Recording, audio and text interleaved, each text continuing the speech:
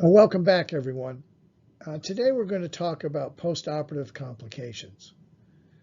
Last week we spent some time talking about the pre-operative preparation of our patients with the hope of minimizing any postoperative complications that they might develop. And although we can be very compulsive about our pre-operative preparation, and we should be, the fact is that as surgeons, we're going to have to deal with postoperative complications. And I think the mark of a surgeon is the ability to be able to recognize these complications and deal with them as expeditiously as possible. We're going to talk about sort of global complications today. By that I mean things like fever and cardiopulmonary complications, renal complications, neurologic complications. We are not going to talk about individual complications today. We're not going to talk about common duct injuries or ureteral injuries today. Those are hugely important topics, but they're topics for another day. The first complication I want to talk about this morning are post-op fevers.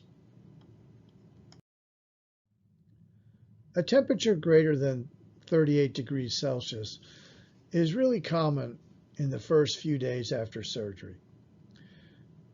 This rarely represents an infection.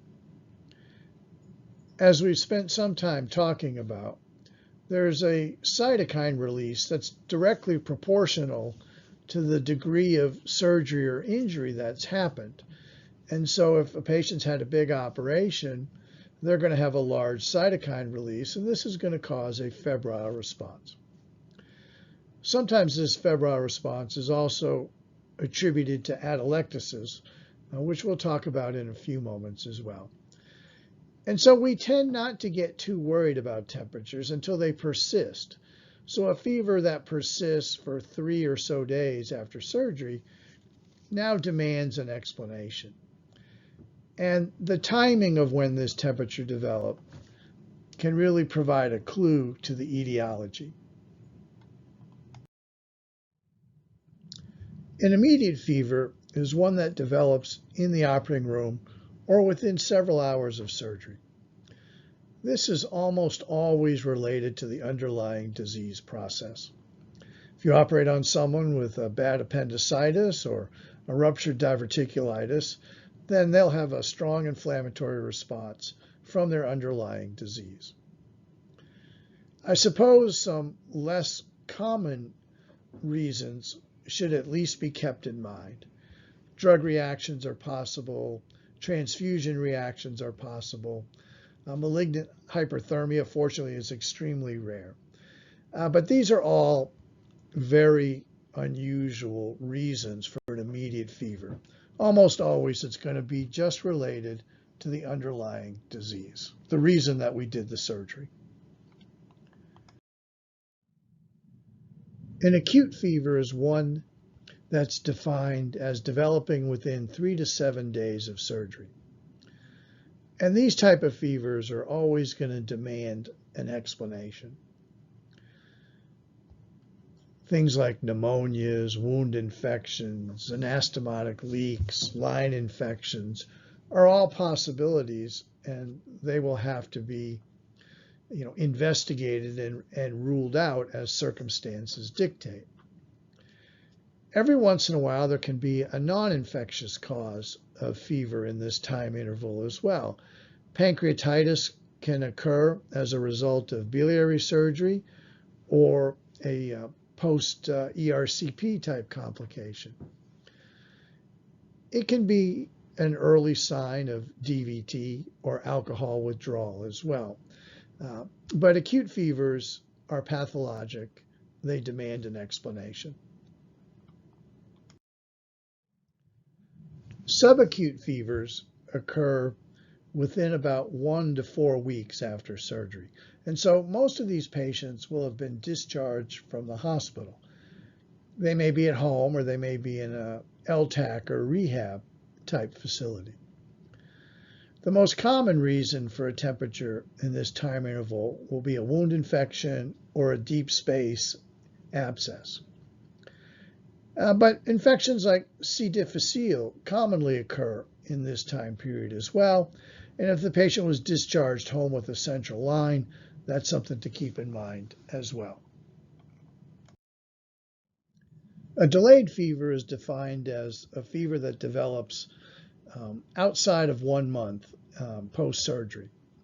This is when we start to worry about mesh getting infected or any kind of implant that may have been put in the patient. In the old days, viral infections from transfusions occurred during this time interval as well, but now with such good blood bank testing, this would be an exceedingly rare event nowadays. How you evaluate a post-op febrile patient is going to be dependent on a number of things.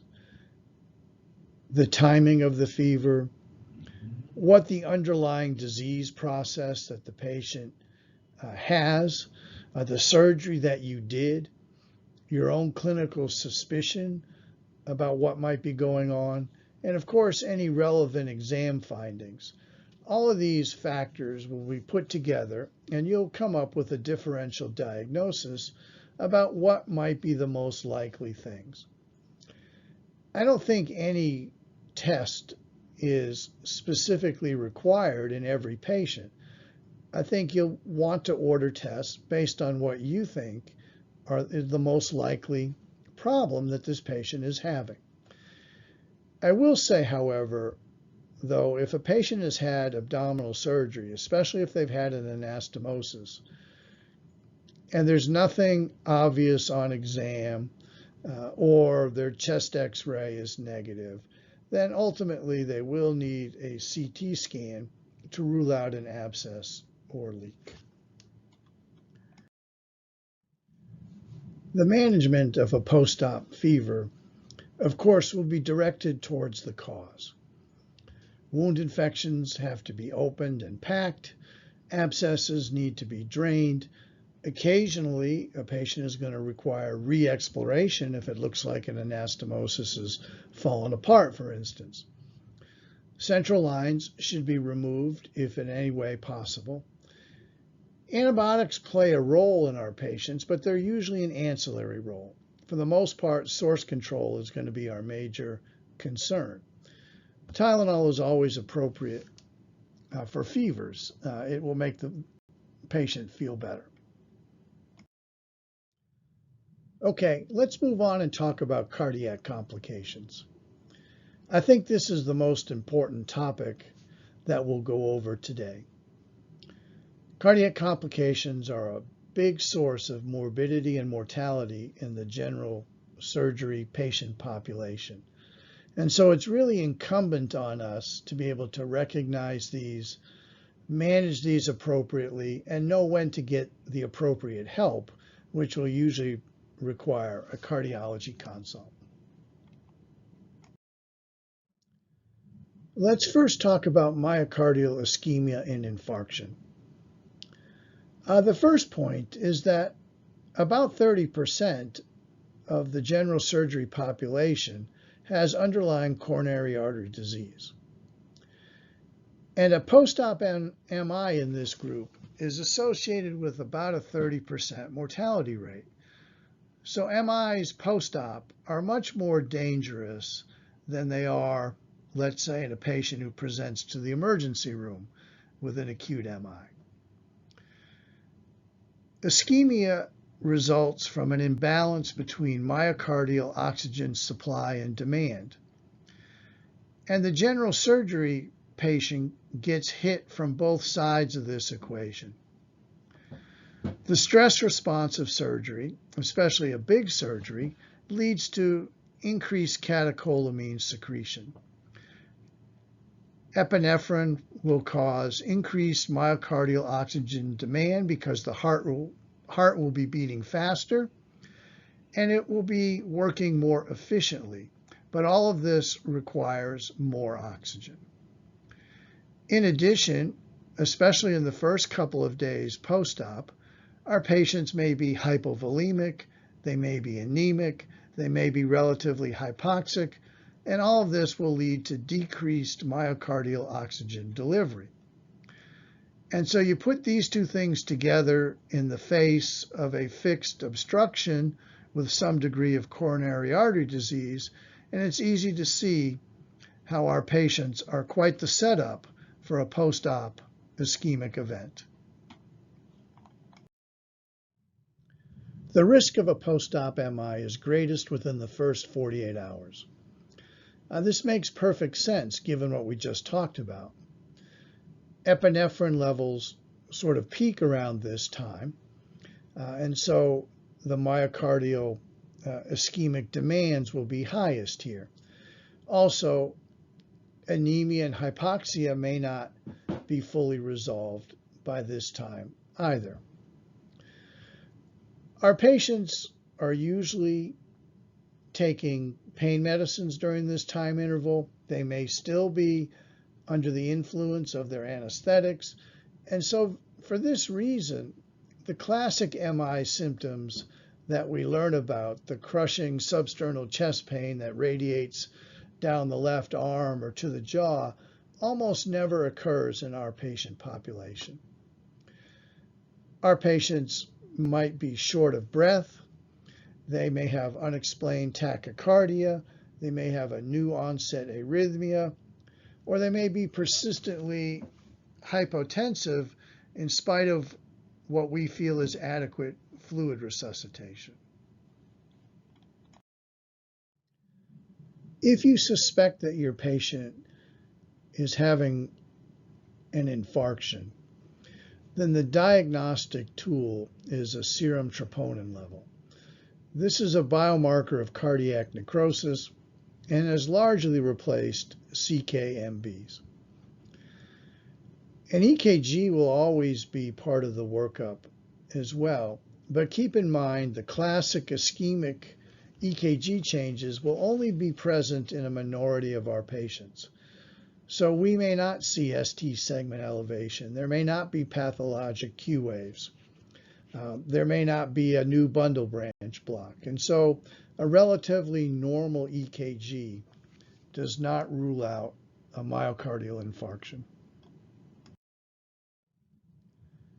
If the troponins come back positive, or if the EKG strongly suggests a post-op MI, then we need to get the patient to the ICU if they're not already there. A defibrillator needs to be immediately available since arrhythmias are quite common in this patient population. Oxygen is always given. Morphine's a useful sedative. Nitroglycerin is a valuable treatment for any kind of cardiac ischemia, and aspirin is helpful as well. It goes without saying that we need a cardiologist on board as well. If the patient already has one, terrific, we need to get them involved. If not, we need to make a phone call and get some help. Decisions about beta blockers or systemic heparin are really decisions that should be made with the advice and counsel of someone expert in the management of MIs. But I think, as general surgeons, and especially as general surgery residents, we can do most of these basic maneuvers while we're waiting for the cardiologist to call us back. There are two types of MIs that a patient can undergo. The STEMI MI, or ST segment elevation MI, is less common on the general surgery service. So most post-op MIs are of the non-STEMI variety. However, if our patient has had a STEMI MI, then ideally fibrinolytic treatment is the treatment of choice. However, this is often going to be contraindicated in our patient population. They've often had a fresh, big surgery, which would make fibrinolytic treatment contraindicated. If that's the case, then they need to go to the cath lab immediately for potential stent placement. And then after the stent is in place, they're going to need to be on aspirin and Plavix. If they've had a non-STEMI MI, at some point they are going to need a coronary angiogram as well, and to see if there's anything reconstructible, whether that's with a stent or even possibly with a surgical coronary artery bypass graft. The next post-op cardiac complication that we'll talk about is cardiogenic shock. Now, this usually results from the problem that we were just discussing, the post-op MI. Besides the left ventricular wall necrosis, MIs can cause a ruptured papillary muscle or various type of valve insufficiencies. These patients will generally be profoundly hypotensive and likely in respiratory failure as well. Cardiogenic shock after a post-op MI is a highly lethal event. These patients are going to require intubation. Depending on your ICU philosophy, they may or may not need a Swan-Ganz catheter for invasive monitoring. There's a variety of medicines that can be useful. IV nitroglycerin is a vasodilator that primarily works on the venous side of the circulation, so it reduces preload.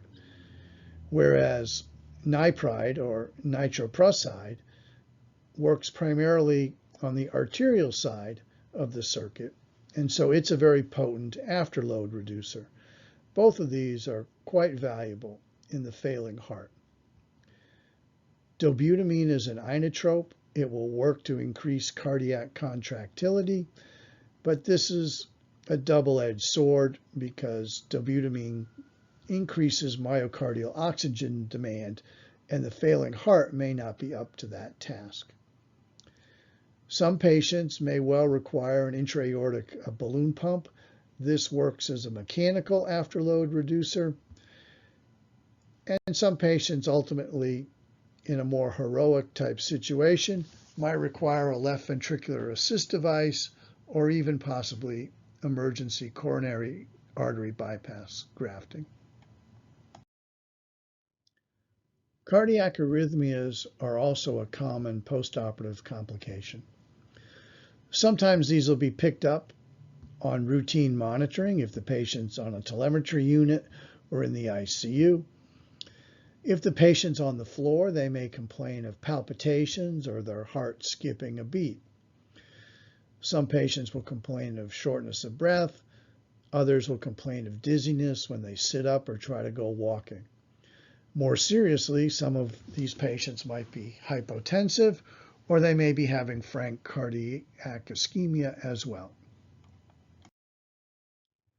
The initial management of a new onset arrhythmia generally follows a very stereotypical response. Get the patient's cardiologist on the phone, and while you're waiting for that call, an EKG needs to be done, troponins need to be sent.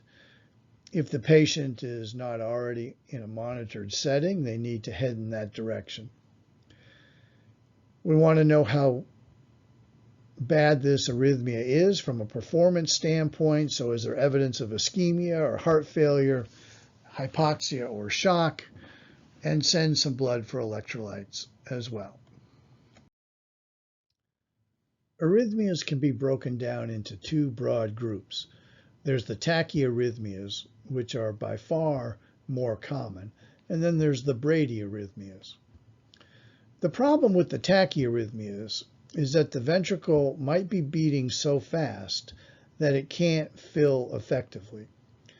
And so these patients may ultimately have very decreased cardiac output and be in shock.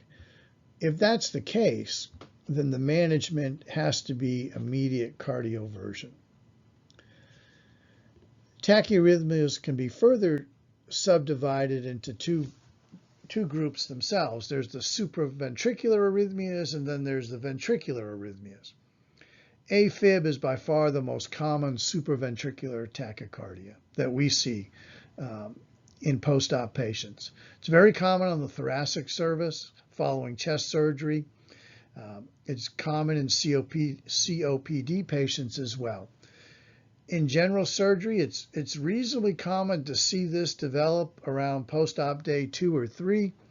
Some hypothesize that it's related to fluid mobilization during this time and the left atrium getting more distended. The medicines that are used for rate control in AFib are adenosine, beta blockers, calcium channel blockers, and these will generally be given under the direction of a cardiologist. There will also need to be some consideration for stroke prophylaxis as well. As far as the ventricular tachycardias, these are potentially more dangerous because they can lead on to ventricular fibrillation. Oftentimes, you'll see multiple PVCs as kind of a prodrome syndrome. These patients tend to be pretty sick, so they may well be hypoxic and have electrolyte abnormalities and be hypercapnic as well. Medicines used to manage ventricular tachyarrhythmias are primarily amiodarone. Lidocaine and procainamide also have their uses as well. Brady arrhythmias are much less common in the post-op patient. Most of these won't require any specific treatment, though if the patient has a sustained run or multiple sustained runs, then atropine is the drug of choice. Another problem that can develop is heart block. This may well be a sequelae of a patient who's had an MI, but if they have persistent high-grade second-degree or third-degree heart block, that ultimately is going to require a permanent pacemaker. The last cardiac complication we'll talk about today is congestive heart failure. Sometimes this is iatrogenic. We take care of patients who sometimes need massive amounts of fluid. Septic patients or burn patients or trauma patients during the resuscitative phase often need a lot of volume. And ultimately, some patients won't tolerate this and can develop congestive heart failure. Heart failure also can be a sequelae of a patient who's had an MI or a PE, or in some patients with new onset Afib who just can't tolerate the rapid ventricular response. Most patients with congestive heart failure present with shortness of breath. They're struggling to breathe, they're dyspneic, they may be audibly wheezing, or they'll have prominent crackles when you listen with your stethoscope. Peripheral edema around the ankles or foot is common, and potentially you may notice JVD as well. As far as diagnosis, there are several tools that are useful to us. An EKG may document a new MI or a new arrhythmia. The chest X-ray is usually the classic study. A patient with congestive heart failure will have bilateral infiltrates in both lungs.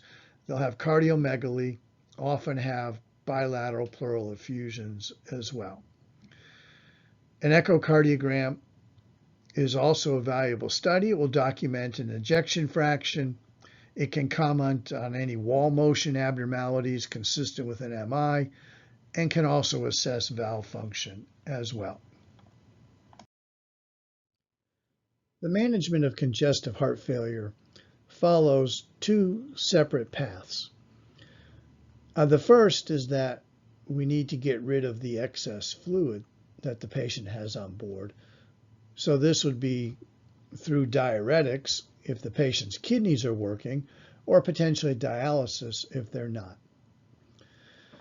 The second path that needs to be taken is that the work of the heart needs to be reduced. And so afterload reduction is a big part of the management of congestive heart failure. This is usually done with an ACE inhibitor. Preload reduction is also a component of this, and nitroglycerin type drugs are effective here as well. Beta blockers will also serve to reduce the work of the heart. Now, inotropes once in a while are given in congestive heart failure. Inotropes, of course, will make the heart beat stronger and contract more effectively. However, they do increase the work of the heart. So inotropes are much less commonly given in congestive heart failure. Okay, let's move on now and talk about some of the more common postoperative pulmonary complications that we encounter on a general surgery service. Atelectasis is an extremely common postoperative problem. Atelectasis means alveolar collapse, and it's a direct result of general anesthesia. So anyone who's had a general anesthetic for any period of time will come out of the operating room with some degree of atelectasis. Compounding this problem is that the incisions we make on patients can influence chest wall dynamics, making it difficult for the patients to fully expand their lungs. And post-op narcotics can kind of suppress the drive to want to fully expand the lungs as well. And so the problem with partially collapsed alveoli are twofold. One is that it causes hypoxia. You have areas of the lung that aren't well ventilated, yet they remain well perfused. And so this is going to cause an intrapulmonary shunt and ultimately results in the return of only partially oxygenated blood back to the left side of the heart. In addition, these partially collapsed alveoli can fill up with fluid. These can get secondarily infected, with the end result is that atelectasis is a significant risk factor for postoperative pneumonias. Atelectasis is generally a problem within the first 48 hours post-op. Historically, the low-grade fever that many of our patients have has been attributed to this atelectatic process. The physical exam hallmark is diminished breath sounds in the lower lung fields. There are several potential ways to deal with atelectasis. A very important component would be adequate pre-operative optimization. Many of our patients are known to be at risk, and so patients with COPD may well benefit from bronchodilators. Asthmatics may benefit from a course of steroids or a better inhaler, and CHF needs to be brought under control. A smoking cessation has always been a controversial sort of preoperative type intervention. If you are going to try to get your patient to stop smoking, it should be at least for a week before their surgery. Patients who stop smoking a couple of days before their procedure often have increased secretions, and we're looking to minimize these. Postoperatively, pain control is a huge part of what we do. We ask the patient to get up and move and cough and deep breathe, and all of these things are painful, so we need adequate pain control.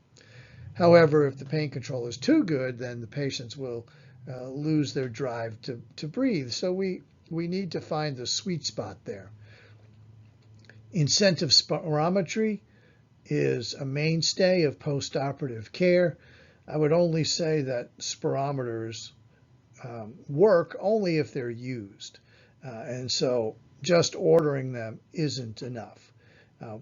It's good to put patients on a program of how often they should be using this.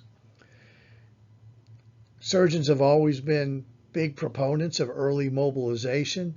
Getting patients in a more upright position facilitates better pulmonary mechanics and better pulmonary hygiene. It's easier to cough and deep breathe in the more upright position. For patients who are difficult to work with and who aren't very mobile, respiratory therapists can be an invaluable part of the postoperative treatment plan of these patients. The development of pneumonia is a very common preoperative problem. Our patients are at risk for multiple reasons. The first is the atelectasis that we just finished discussing. If atelectasis isn't corrected, then these partially collapsed alveoli fill up with fluid. If this fluid then gets secondarily infected, we'll end up with the development of pneumonia. Now, this fluid gets infected primarily from aspiration of oropharyngeal and gastric secretions, and the process is greatly facilitated by NG tubes and endotracheal tubes that serve as conduits. In our patients, because of the use of PPIs, both preoperatively and postoperatively, the stomachs are colonized. They're no longer sterile, and so aspiration, even of a small amount of stomach contents, can ultimately result in a secondary pneumonia. The prevention of pneumonia for a post-op patient on the surgical floor generally revolves around early mobilization. Getting the patient up and about facilitates pulmonary mechanics and is greatly helpful in preventing pneumonia. Using the spirometer frequently is helpful, and pain control needs to be adequate to facilitate these maneuvers. I think it's really important to get NG tubes out as soon as possible as well. Preventing pneumonia in the ICU is a much more challenging problem since these patients generally are not mobilizable, and many of them have an endotracheal tube. And so most ICUs will have a protocol in place that's designed to reduce the incidence of ventilator-associated pneumonias. This can involve chlorhexidine rinses of the mouth to try to reduce contamination from oral bacteria.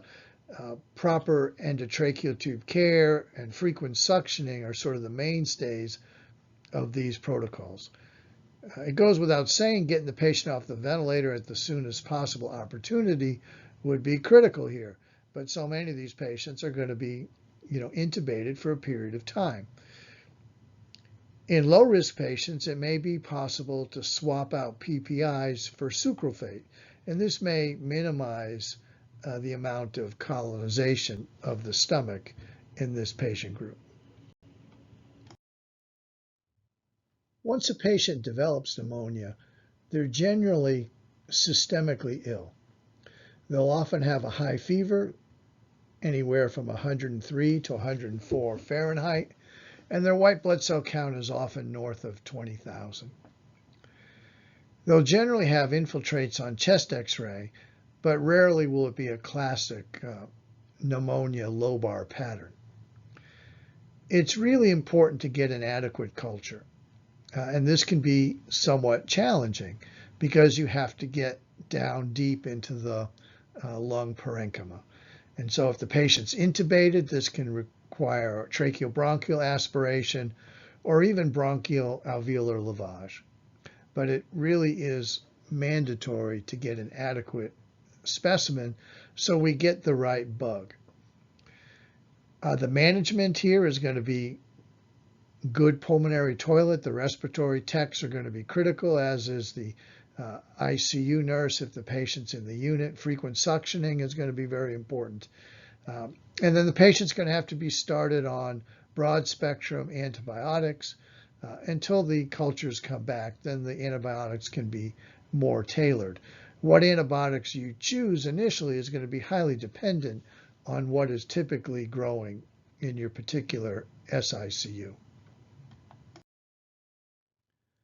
Another very serious postoperative complication is aspiration. And this occurs in a patient who regurgitates gastric acid contents into their lung. And so you end up with a chemical pneumonitis. Initially, this is a sterile process, and so it's an acute lung injury. The risk factors primarily involve around gastric distension and decreased level of consciousness. And so someone who has a full stomach from a gastric outlet obstruction or gastroparesis is a setup for this. In addition, a patient with a small bowel obstruction or a post-op ileus may also have a full stomach if the pylorus is incompetent. And so NG tubes in these patients are very useful because they'll help keep the stomach empty and minimize the sequelae of an aspiration event. The other thing that needs to be present is a decreased level of consciousness. Some patients will come in to the hospital already having this, but many of our patients will develop this as a result of general anesthesia or the medicines that we use to take care of them. And the net result is that they will have impaired laryngeal reflexes, and so when they vomit, the laryngeal reflexes don't activate. Normally they would activate, and this would keep the vomitus out of our lungs, but if these reflexes are impaired, then that may not happen.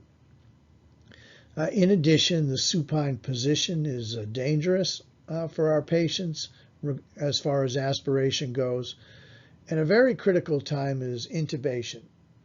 If it's an emergency intubation, there's a rapid sequence protocol that should be followed to try to minimize aspiration. And extubation is also a dangerous time as well. The tube provides a certain amount of protection. Once that tube is out, patient often will start coughing, and this can lead to aspiration as well. For aspiration to occur, there must be a vomiting episode, which may not be witnessed at all. So some of these patients will present with airway obstruction and in full cardiac arrest. A more subtle presentation would be the patient who develops a cough or wheezing or unexplained shortness of breath. A chest X-ray in this situation may well show diffuse bilateral infiltrates.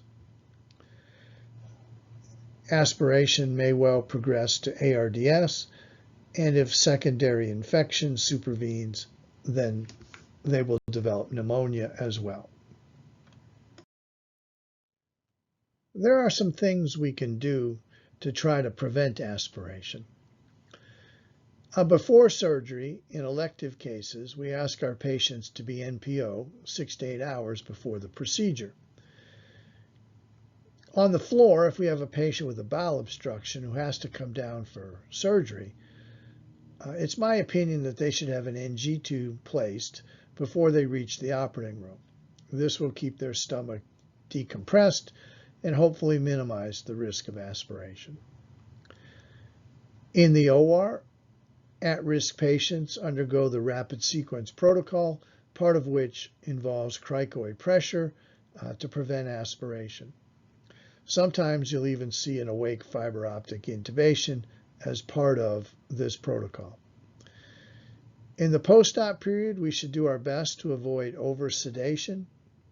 The head of bed position to 30 to 45 degrees might well be helpful in many of our patients. We have to avoid using the stomach in an obtunded patient, so no G-tube feeds or NG-tube feeds in a patient with altered mental status. Many patients who aspirate will need to be intubated, some immediately and the rest within the next 24 hours or so as the lung injury progresses. Oxygenating these patients can often be extremely challenging. At the time of intubation, suctioning as much of the particulate matter is really important, and then once they're intubated, frequent suctioning to get out as much of the rest is also really important. Most ICU doctors will start these patients empirically on antibiotics. Initially, this is a sterile event, but the development of pneumonia is so common that it seems to be almost routine to start patients empirically on antibiotics. The last pulmonary complication we'll mention today is the problem of pulmonary embolus. This is just an enormous problem around any hospital. It's estimated that PEs are responsible for anywhere from 5 to 10% of all hospital deaths. And unfortunately, the surgical services account for a reasonable percentage of these deaths. Our patients are at risk for PE. Stasis is a risk factor, and general anesthesia is highly predictive of stasis. Our patients are often paralyzed during the operation, and so the leg muscles aren't contracting. Our patients are also hypercoagulable. Surgery itself induces a hypercoagulable state. And then the underlying conditions that we're operating on also can be responsible for this. So a patient with advanced malignancy or a trauma patient, and even a pregnant patient that we occasionally have to operate on. And lastly, many of our patients have some of the general risk factors for PE. Our patients often skew older. They may have pre-existing mobility issues, and they may well have had a prior history of a DVT or a PE. So all in all, we take care of a very high-risk group for pulmonary embolus. And it should be mentioned that most PEs originate from thromboses in the iliofemoral veins. Since the majority of iliofemoral DVTs are silent, a PE may be the first sign of venous thromboembolic disease. We've already mentioned that 5 to 10% of these events are massive and lead to the sudden death of the patient. For the majority of the rest, they will have dyspnea, often very profound shortness of breath. They may well be tachycardic, complaining of chest pain, and often will have this sort of impending sense of doom. These symptoms all overlap quite a bit with a patient who's having a myocardial infarction. In working up a patient that we suspect may have had a pulmonary embolus, there's a variety of tools at our disposal. A chest X-ray will certainly be nonspecific for PE, but is useful to rule out other pulmonary pathology that may be in the differential diagnosis. And the chest X-ray can be obtained while we're waiting to get the CT angio. This is the go-to study. It's highly sensitive and specific for central PEs, that is, pulmonary embolus that involve the major pulmonary arterial trunks. This study does require contrast, and so that will be a problem for patients with renal failure. And it does require a reasonably stable patient, since this will require a road trip down to radiology. The CTA can miss small peripheral PEs, and every once in a while the study will be inconclusive. There are a few other studies available to us. Prior to CT angiography, pulmonary angiography was considered the gold standard, but this is an invasive test and is often not available at many institutions. And so I really can't remember the last time that a pulmonary angiogram was ordered on one of our patients. An echocardiogram will not diagnose a pulmonary embolus, but it can certainly tell you the hemodynamic consequences of it. A pulmonary embolus basically causes obstruction to the right ventricle, and so the echo can show how much that right ventricle is being overloaded. Another possible use of echocardiogram is if tamponade was in the differential diagnosis. And lastly, D-dimer is a blood test that is useful to us in certain circumstances. D-dimer is a fibrin clot degradation product, and the value to us is if the test is negative. Okay, a negative test definitively rules out a pulmonary embolus. A positive test, especially in a post-operative patient where you might expect clot to be floating around, does not. There are several different ways to try to prevent pulmonary emboli. And on the surgical service, we tend to use all of these different methods. So patients admitted to the hospital who aren't going to go to the operating room are usually started on Lovenox or sometimes subQ heparin. In the operating room, we like to use the mechanical devices, the SCDs and the TED hose. The SCDs squeeze intermittently on the calves, and they're designed to mobilize blood back up to the heart and preventing stasis and pooling. And since many of our patients are high risk for the development of PE, we tend to use both pharmacological and mechanical prophylaxis in many of our patients. And so if a patient has had a previous DVT or PE, or if they're substantially obese, or if they have advanced malignancy, in the operating room, we'll use the mechanical devices, and then post-operatively, many times we'll add prophylactic Lovenox as well. For our patients who do develop a pulmonary embolus, the treatment revolves around anticoagulation. And so these patients will be started on IV heparin or therapeutic Lovenox. The goal here is to prevent clot propagation. Heparin, of course, will do nothing to dissolve the clot. The natural fibrinolytic process is going to have to take care of the clot for us, so our intervention is to try to prevent clot propagation. Now, some of our patients may well have a contraindication to anticoagulation. If that's the case, then an IVC filter can be placed. This can be done typically in the invasive radiology department, and this is a basket-type device placed below the renal veins designed to catch any further clot that may break off from that iliofemoral DVT. It is important to keep in mind that this filter will not at all prevent clot propagation from the clot that's in the pulmonary artery. It just will hopefully prevent additional PEs from being thrown. There is a small group of patients who have what we call a massive PE. Now, this PE wasn't so massive that the patient died immediately, but if the problem isn't fixed, they will die very, very soon. Their problem is they've had such a large PE that their right ventricle is almost completely obstructed. And so they're in cardiogenic shock, and if we don't relieve this obstruction, their right ventricle is going to ultimately necrose and fail. So time is of the essence here.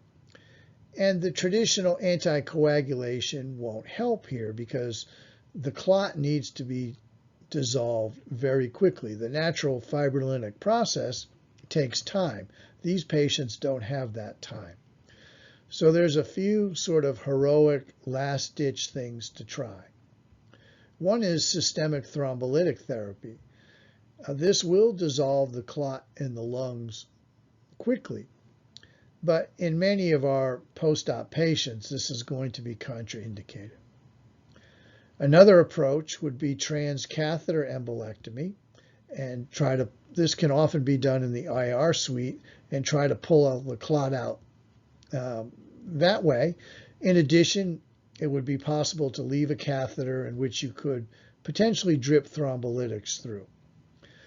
And the last sort of heroic measure would be a formal surgical embolectomy. This requires a sternotomy, cardiopulmonary bypass, and is rarely, if ever, successful, so this remains a very highly controversial approach. Let's now talk about a few renal complications. Urinary retention is a fairly frequent postoperative problem. It seems to be particularly common after perianal procedures like hemorrhoidectomies. It's also reasonably common after inguinal hernia repairs. The proposed etiology is that postoperative discomfort causes discoordination between the trigone and detrusor muscles of the bladder. There's another setting in which we see urinary retention as well, and this is in patients who've had injury to their pelvic nerves. This can happen after a low anterior resection or abdominal perineal resection for rectal cancers. In most situations, this will resolve, but it might take 4 to 6 weeks for that to happen. And every once in a while, the pelvic nerve injury will be permanent, and the patient will need a permanent Foley catheter. The best treatment for urinary retention is to do your best to prevent it. I think that patients undergoing at-risk procedures should have lots of local anesthetic placed during the procedure and perhaps nerve blocks at the end of the procedure. Another thing to do is minimize their IV fluids once they get to the recovery room. There's no reason for these patients to be getting a lot of fluid. All this will do is fill their bladder up quickly and potentially worsen the retention problem. Patients undergoing high-risk procedures like hemorrhoidectomies and perhaps inguinal hernia repairs should all have to void before discharge. This is especially true in older men who may well have an obstructive component because of BPH. If a patient is unable to void within 6 to 8 hours of surgery, then a straight cath times 1 is reasonable. I'll usually personally admit these patients overnight at this point, since I don't really want to get a call at midnight that they haven't voided at all. If it happens a second time, then typically I'll place a Foley catheter and let them go home with a leg bag. Most of these patients will be older men, and they probably should see a urologist for evaluation of their prostate, and it may well be that they need medicines for BPH. I'm just going to mention a few words about acute renal failure today. Now, we're going to talk about this in much more detail in a few weeks. There are several ways to categorize acute renal failure. One is by the amount of urine that the patient is producing. A patient who is in oliguric renal failure, by definition, is producing less than 500 cc's of urine a day. And then there's the non-oliguric version, which of course is more than 500 cc's a day. From a prognostic standpoint, the non-oliguric patients do substantially better. Another way to categorize acute renal failure is by etiology. And it's conventional to divide this into a pre-renal cause, a renal cause, or a post-renal cause. On a surgery service, the pre-renal causes are most common. This would be hypovolemia or sepsis as the two most common reasons. But we'll still see patients who have a parenchymal injury from IV contrast, and obstructive causes occur as well. This may be as simple as a malfunctioning Foley catheter or as challenging as bilateral ureteral transections. If on the first postoperative day the patient isn't making any urine at all, then think obstruction. Again, this might be as simple as a kinked Foley catheter, so it's worth flushing the catheter or even replacing it. If this doesn't solve the problem, and if the patient has had a pelvic operation, then you'll have to consider bilateral ureteral obstruction. If the patient is making some urine, but not enough, then we will generally assume them to be pre-renal, and we will push fluids, since hypovolemia would clearly be the most common reason for diminished urine output in the first postoperative day or two. The BUN and creatinine will rise, but this may lag the urine output by some hours. So don't get fooled. If the urine output is low, but the BUN and creatinine is still normal, they may well be heading towards acute renal failure. The initial management of a postoperative patient with no urine output or poor urine output is generally straightforward. We push fluids and blood until we feel like the patient is adequately resuscitated. If the urine output does not improve, even though we feel like we've adequately resuscitated the patient, then it's time to consider obstruction. This is especially true if the patient has had a pelvic operation. The easiest study to do to evaluate for ureteral obstruction is an ultrasound. And what we're looking for is evidence of hydronephrosis on one or both sides. Let's wrap this up today by talking about a few common neurologic post-op complications. Postoperative delirium is a very distressing complication and potentially a dangerous one. It can be defined as a state of acute confusion or disorientation after surgery. And there are multiple risk factors for this problem. Age and pre-existing dementia would probably be the first two on the list. Underlying psychiatric illness can play a role. The drugs we use for pain control can play a role here. And it's worth keeping in mind that alcohol withdrawal could present in this way as well. But I think the most important thing to know about postoperative delirium is that it's really a diagnosis of exclusion. In other words, we need to rule out medical reasons for this altered mental state. And in particular, in elderly patients, the beginning signs of sepsis or hypoxia can manifest themselves in an acutely confused patient. So these need to be ruled out. Hypoglycemia needs to be ruled out as well. And so do electrolyte disorders like hyponatremia. And so before we diagnose a patient with post-op delirium, we need to make sure that there are no treatable medical problems that might be responsible for these symptoms. The patient with post-op delirium typically presents as being acutely confused, agitated, and often combative. They're often hallucinating as well. This is a particularly dangerous time for the patient because they will often try to remove various lines and tubes. So they may pull out their IV, they may pull out their central line, they may take out their NG tube or their feeding tube. And so getting control of this situation is really important because the patient may well harm themselves. Somewhat paradoxically, psychiatric patients may become withdrawn and non-communicative. And I'm just going to mention alcohol withdrawal again, since we don't always know that our patients are alcoholics.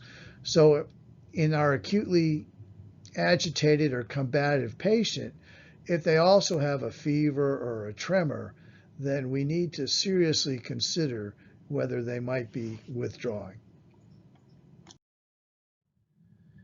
The management of the patient with post-op delirium involves several steps. The first is to check their medicine list and remove any drugs that might be worsening the problem. Typically, this will be narcotics for sure. You need to consider if the patient is already in restraints, whether they can be removed. This is going to have to be decided on a case-by-case basis because the patient may harm themselves if they're out of restraints. They may pull out important tubes. But if it's reasonable to get the patient out of restraints, then this would be worth trying. And the same with a tube like a nasogastric tube. These can be very uncomfortable to a patient. And if it's reasonable to remove, I would give that a shot. You need to rule out sepsis. You need to correct lab abnormalities and make sure the patient isn't hypoxic.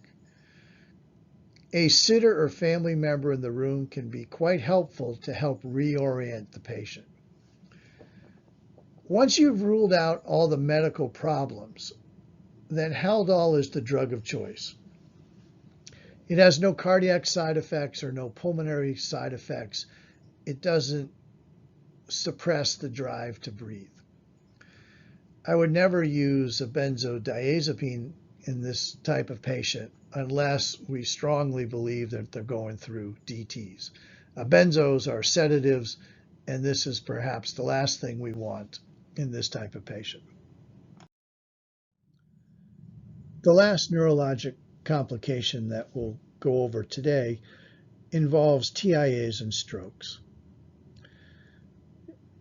This complication can be divided up into sort of two general categories. Ischemic strokes are more common on the surgical service.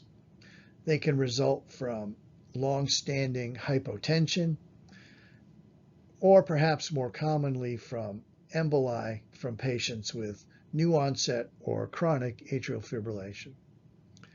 Hemorrhagic strokes will occur in patients with uncontrolled hypertension, and more we see them as a result of patients who are chronically anticoagulated. A patient who's had a stroke may present in a variety of ways. Many patients will have a neurologic deficit where they can't move one limb or one side of their body. Other patients will have aphasia. Another group of patients will have altered mental status. Usually that would be a decreased level of consciousness. Ischemic strokes may be transient or reversible, but hemorrhagic strokes are usually not. All patients who are suspected to have had a postoperative stroke need a CT or MRI to determine the etiology. We need to know the etiology because the management of the patient will be different depending on whether they've had an ischemic stroke or a hemorrhagic stroke. Ultimately, the goal of all of our therapy is to prevent progression or recurrence of the problem. So if the patient is in atrial fibrillation and has had an embolic stroke, then they need to be on anticoagulation, and the arrhythmia needs to be brought under control as well. Thrombolytics can play a role, but in a fresh post-op patient, this may well be contraindicated. If the patient has had a hemorrhagic stroke, then the anticoagulation needs to be reversed, and any hypertension needs to be controlled as well. If the patient has cerebral edema on imaging, then mannitol and dexamethasone can play an important role. And any patient who's had an ischemic or embolic stroke should be on low-dose aspirin as well. Thanks for your attention. Next week, we're going to move on to the ICU, and we'll start talking about some critical care type problems. And so next week, we'll start with shock and sepsis. For those of you who are interested, this website contains a written version of everything we talk about in these videos.